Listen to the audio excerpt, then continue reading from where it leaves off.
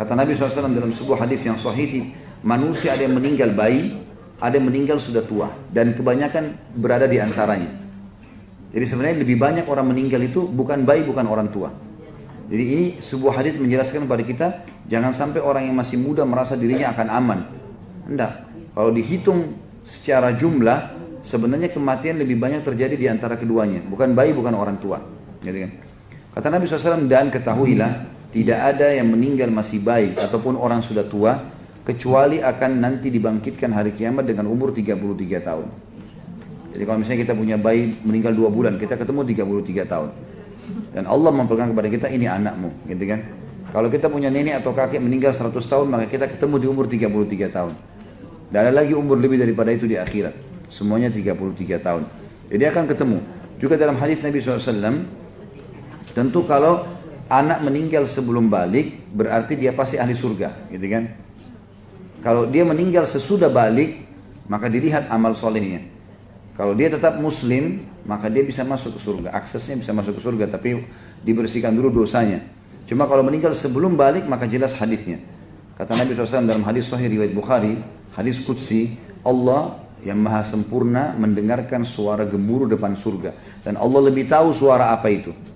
Lalu Allah bertanya kepada para malaikat, suara apa itu? Kata mereka, itu adalah suara anak-anak muslim yang minta agar orang tua mereka masuk bersama mereka ke surga. Maka Allah pun berfirman, masukkanlah orang tua mereka bersama mereka di surga. Tapi syaratnya beriman.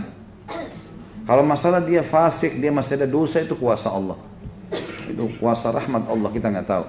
Dan juga pernah hadis Nabi SAW dalam hadis Bukhari berkata kepada para ibu-ibu sahabat waktu itu ya. Beliau berkata, tidak ada seorang pun di antara kalian yang meninggal anaknya 3 sebelum balik kecuali dijamin masuk surga bagi ibunya, bagi ayahnya. Kemudian dikatakan ada seorang ibu berdiri mengatakan, ya Rasulullah, kalau 2 bagaimana? Kata Nabi, 2 juga termasuk. Lalu perawi hadis, sahabat yang laki-laki meriwayatkan hadis ini mengatakan, saya yakin kalau ada seorang ibu bertanya bagaimana kalau 1, maka Nabi pun akan katakan 1. Ya. Juga dalam hadis lain pernah Nabi SAW keluar dari masjid kemudian meramas baju sahabatnya dengan sangat kuat, gitu kan? Sampai sahabat itu kaget, jadi dipegang dengan sangat keras, gitu.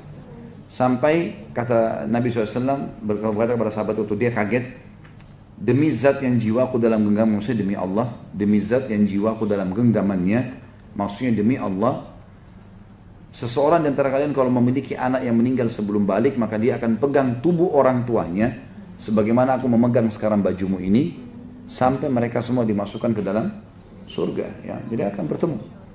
Ya. Kalau dia sudah balik, syaratnya harus beriman tentunya. Kalau masih bayi itu dianggap lahir dalam